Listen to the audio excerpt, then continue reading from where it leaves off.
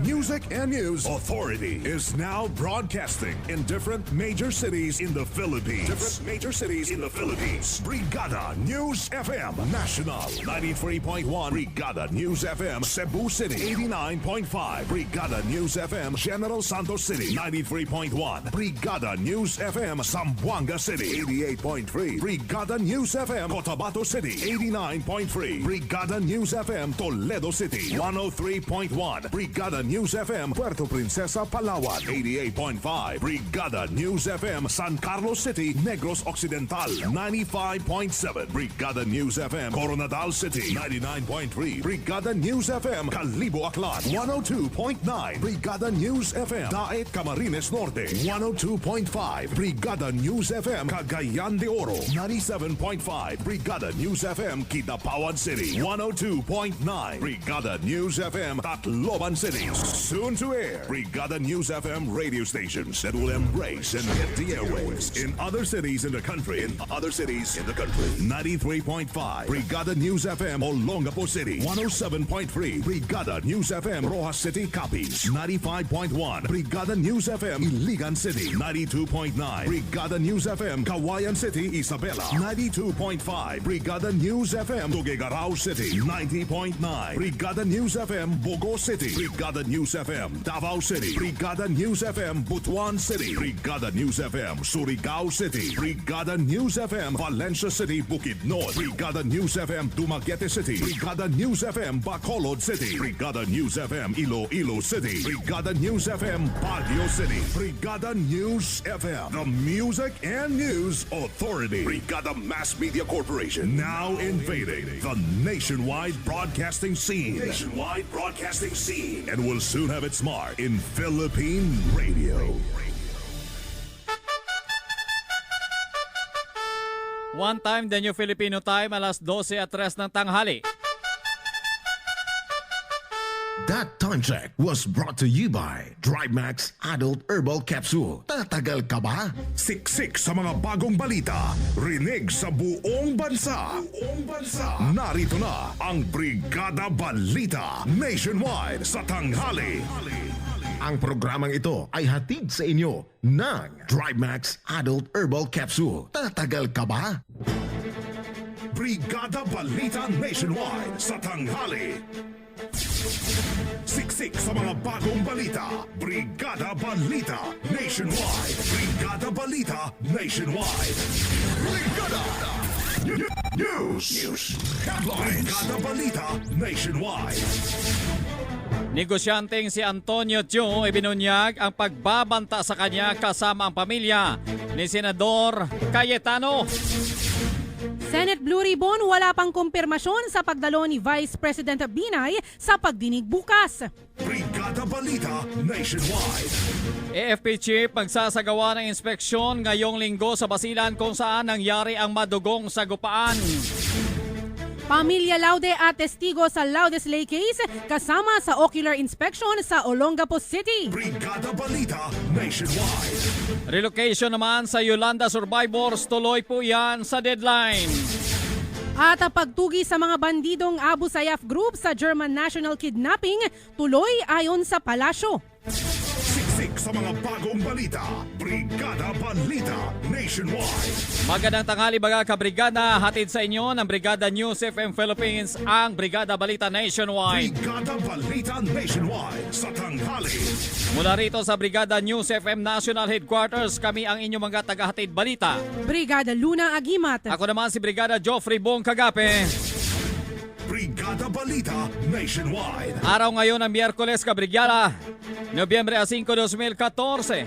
50 days before Christmas, dumako na tayo sa detalye ng ating mga balita. Brigada Balita Nationwide. Brigada National. Ang bahaging ito ay hatid sa inyo ng Power Cells Herbal Capsule. Tuldukan ang sakit. Brigada Balita Nationwide. Issue sa pangalawang Pangulo. Update. Tahasang ibinunyag ngayon ng negosyanteng si Antonio Tio na umano'y dami ni Vice President Jejomar Binay sa kanyang ari-arian sa Rosario, Batangas ang sinasabing pagbabanta sa kanya sa pamamagitan ng mga text messages. Sa pagharap sa media nitong tanghali, sinabi ni Tio na sakaling hindi umano siya makiisa sa investigasyon ng Senate Blue Ribbon Subcommittee ay maaaring malagay sa panganib ang kanyang buhay bilang Filipino-Chinese kasama na ang kanyang pamilya. Ayon kay Tio, hindi dapat na gawing biro lamang laban sa kanyang kidnapping, lalo na ang sinasabi nitong blackmail laban sa kanya. Binigyan din nito na siya ay isang lehitimo negosyante, taliwas naman sa naging akusasyon mismo ni Senador Alan Peter Cayetano. I quietly suffered the insults thrown at me by the honorable senators. Lahat na ito tinanggap ko po ng buong pagpapakumbaba. Ngunit ang pinakamasakit sa akin ay ito. Hindi na nakontento si Senator Cayetano na maliitin ang pagkatao ko. Nilagay pa niya sa panganib ang buhay ko at pamilya ko sa kanyang pagpilit sa akin na isiwalat ang pera sa bangko. Ang sabi niya, hindi naman daw mapanganib ang gawin kong ito dahil pwede naman daw ako makipagtawaran sa mga kidnappers kung sakaling kidnapin ako o sino mang miyembro ng aking pamilya. Senator Cayetano, tama po ba at makatao na gawin ninyong biro ang kidnapping? You know, ay negosyanteng si Antonio Tio. Issue sa pangalawang Pangulo. Issue sa pangalawang Pangulo. Update. Hanggang ngayon ay wala pang kumpirmasyon mula sa kampo ni Vice President Jejo Marbinay kung makadadalo ito sa pagdinig ng Senado, isang araw bago ang itinakdang pagdinig sa kinasasangkutang issue laban sa pangalawang Pangulo.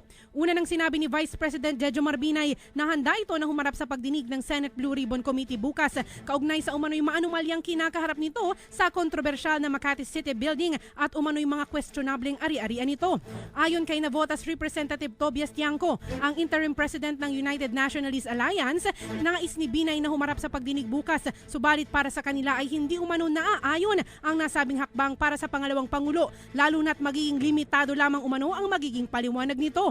Napag-alaman na una nang itinakda ng komite na pinamumunuan ni Senator Choficio Ginggona III ang pagdinig bukas alas 10 ng umaga kasabay ng hiwalay na pagdinig ng Senate Blue Ribbon Subcommittee. Sa ngayon ay naghihintay pa rin ang Senado sa opisyal na tugon ng kampo ni Vice President Binay kung haharap ito sa pagdinig bukas upang makaharap ang mga complainant sa kaso na sinasabing dating kalaban sa politika sa lungsod ng Makati. Brigada Balita Nationwide.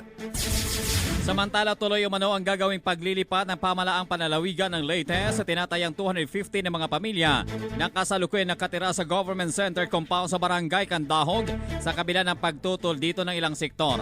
Sa panayam ng Brigada News FM kay Leyte Governor Leopoldo Dominic Petilla, nanindigan ito na kailangan gagawin ng relocation ng mga Yolanda survivors sa isang permanent housing para na rin sa kanilang kaligtasan at tuloy-tuloy na pagbangon. Ayon sa opisyal, gagawin umano ang paglilipat sa Nobyembre 8, kasabay na rin sa paggunita sa pagtama ng super typhoon noong nakaraang taon. Una nang umalma na mapektuhan ng mga residente dahil hindi mistulang itinatago umano sila sa nakatakdang pagbisita sa Pilipinas sa susunod na taon ni Pope Francis. Pero ayon sa gobernador, walang kaugnayan ang papal visit sa gagawing relocation dahil bahagi umano ito ng programa ng pamalaan para sa mga nasalanta ng bagyo. Well, parang before pa noon, na matagal na. Ito sila kasi nasa bunk houses. Take note dito sa Palo, sa Tanawan, sa mga towns namin, wala na kaming nakatira sa tent. Ang meron na lang kaming remaining yung nasa bunk houses na kailangan namin ilipat sa mga permanent houses. Ngayon, yung Chutsi may tinatayo na permanent houses sa Palo. Matatapos sila ngayong November 7 or 8. Tinarget talaga nila yung anniversary.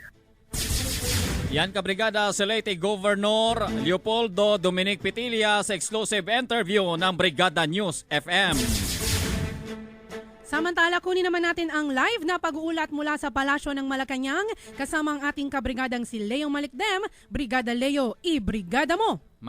Brigada Live! Tiniyak nga ng Malacanang na nagpapatuloy ang mga otoridad sa pagtugis sa mga bandidong Abu Sayyaf, partikular ang mga sangkot sa kidnap or ransom. Ito ang tugon ng palasyo sa tila pagbabalaki pa ng Abu Sayyaf sa paglalabas ng larawan ng bulto ng pera na umano'y nakuha nila mula sa mga pinakawalang German national kamakailan.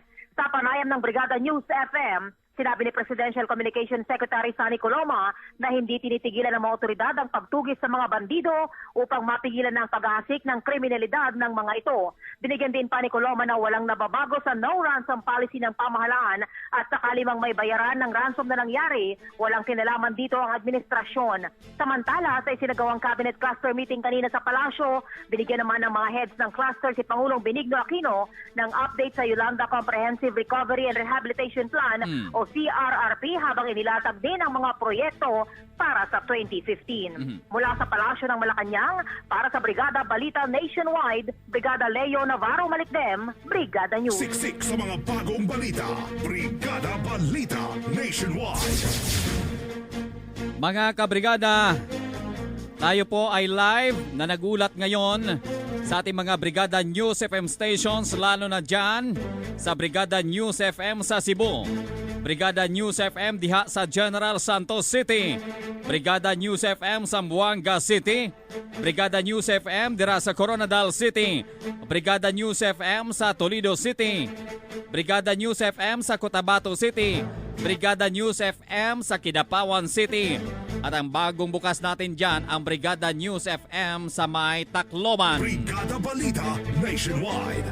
At syempre mga kabrigada, tayo ay naririnig din live sa Brigada News FM Puerto Princesa, Palawan, Brigada News FM San Carlos City, Negros Occidental, Brigada News FM Cagayan de Oro City, Brigada News FM Calibo Aklan, at sa Brigada News FM Daet, Camarines Norte. Brigada Balita Nationwide. Mount Mayon, ang pagbabantay.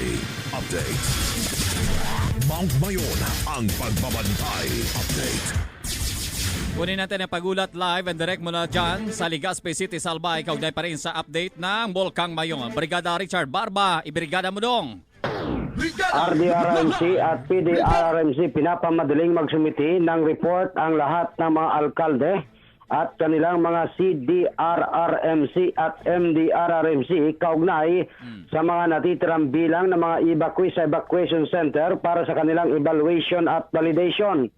Ayon kay Cedric Daep o Dr. Cedric Daep, kailangan madalin din ang pagsumiti ng lahat ng mga listahan ng lahat na residenteng nakadepende ang hanap buhay sa loob ng 6 km permanent danger zone na ibinalik na sa kanilang tahanan mula sa evacuation center na nakatira sa 7 to 8 km extended danger zone.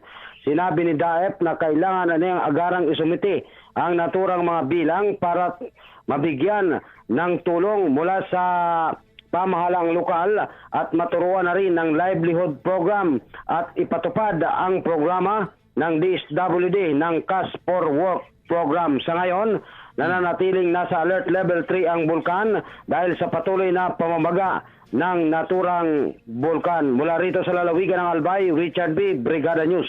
Brigada Balita Nationwide. Sa iba pang balitang nasyonal, kabrigada, bago nakatakdang pagdinig bukas ng Department of Justice Panel of Prosecutors ay nagsagawa muna ng ocular inspection ng mga ito kasama ng pamilya ni Jennifer Laude at pangunahing testigo na si Barbie Olongapo Ambiance Nightlife Bar, kung saan nagkita sina US Serviceman Private First Class Joseph Scott Pemberton at ang Filipino transgender. Kaugnay nito mismo si Olongapo City Chief Prosecutor Emily F. de los Santos ay nanguna sa nasabing inspeksyon kasama na ang motel kung saan nag-check-in umano sina Jennifer at Pemberton. Ayon kay de los Santos, inisa-isa ni Barbie ang mga nangyari bago pinatay si Jennifer noong October 21, 2014. O narito ay naghain din ng kanilang motion for consideration ang abogado ni Pemberton upang wag nang ituloy pa ang inspeksyon. Subalit ito ay hindi pinagbigyan ng korte. Samantala, iniutos naman ng Olongapo City Prosecutor's Office sa PNP ang pagkuha na ng fingerprints at maging ng vocal swab ni Pemberton para sa DNA testing na gagawin po yan bukas Nobyembre 6. At sa panghuling balitang nasyonal, mismong si AFP Chief General Gregorio Catapang ang nangunguna sa pagmonitor sa investigasyon ng Board of Inquiry na may kaugnayan sa sagupaan ng Abu Sayyaf Group at ng militar noong linggo sa barangay Sumisip sa lalawigan ng Basilan. Sinabi ni AFP PIO Chief Lieutenant Colonel Harold Cabunok, papunta si General Catapang sa Basilan sa Biyernes, November 7 upang mangalap ng sapat na impormasyon kaugnay sa pagkapatay sang 6 na mga sundalo mula sa 64th Infantry Battalion ng Philippine Army. Nais din mabisita ng opisyal ang probinsya para makita ang sitwasyon sa mga lugar at makausap na rin ang mga opisyal ng militar at residente. Nais ding malaman ni Katapang mula sa mga opisyal ng lokal na pamahalaan kung anong mga proyekto meron ang pamahalaan para mabantayan laban sa posibleng harassment ng mga bandido. Brigada Balita Nationwide sa tanghali. Mga kabrigada, yan ang unang bahagi ng ating pagbabalita live nationwide na siyang inihatid sa inyo ng Power Cells Herbal Capsule at ng Dry Max Adult Herbal Capsule. Mga kabrigada, mayong udto daw kay Brigada Chris Pedrola, belated happy birthday Brigada Chris sa Brigada News FM Coronada. Live mula dito sa Brigada News FM National Headquarters, kami ang inyong mga tagahatid balita. Brigada Luna Agimat At Brigada Joffrey Bong Kagape. Maraming salamat, Kabrigada! Tataw, anak!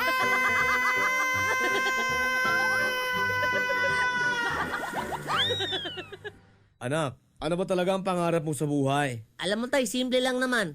Gusto ko makapunta kung saan-saan. At dapat may hawak akong maraming pera. Ano? Magkukonduktor ka lang pala ng bus? Ay! Okay kayo! Nakakabahala kung may sakit ka na diabetes, cancer, lung problem, kidney failure, at iba pa. Nangangayayat na ako dahil sa sakit ko. Kailangan mo ng proteksyon kasama ang regular medication upang labanan ang mga sakit.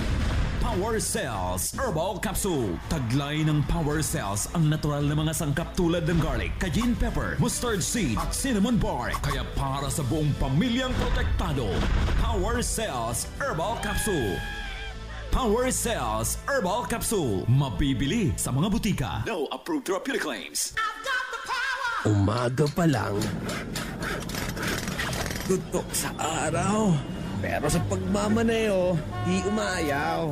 Ay, overtime pa sa opisina. Sa maghapong performance sa trabaho, paano naman si Mrs. niyan? Pa, ligo lang ako ha. Ay, naku. Tinulugan na naman ako. Wala nang time kay Mrs. Mag-exercise ka kasi, kumain ng tama at mag-Drive Max Herbal Dietary Supplement Capsule na may tongkat ali, ginseng at ginkgo biloba. Pa, ligo lang ako ha. Ready ka ba? Anytime. Drive Max Herbal Dietary Supplement Capsule. Now available at Watson's, South Star Drug, and other leading drugstores nationwide. No approved therapeutic claims. Mag-text o tumawag sa 0932-282-8805 para sa karagdagang impormasyon. Ang Power Cells Herbal Capsule at Drive Max Herbal Dietary Supplement Capsule ay available sa Watson's drugstores nationwide. Gias Pharmacy, Kumintang, Ibaba, Batangas City. Luz Luna Pharmacy, Luz Street, Lipa City, Batangas. Yvette Farmacia, Old Public Market, Lemery, Batangas. At City Drug sa Bangkal, Makati City. Panahon na naman ang tag-ulan. Kabrigada, madulas sa daan. Huwag humarurot sa pagmamaneho nang hindi malagay sa alanganin ang buhay mo. Isang paalala mula sa Drive Max Herbal Dietary Supplement Capsule at ng Brigada News FM, the Music and News Authority.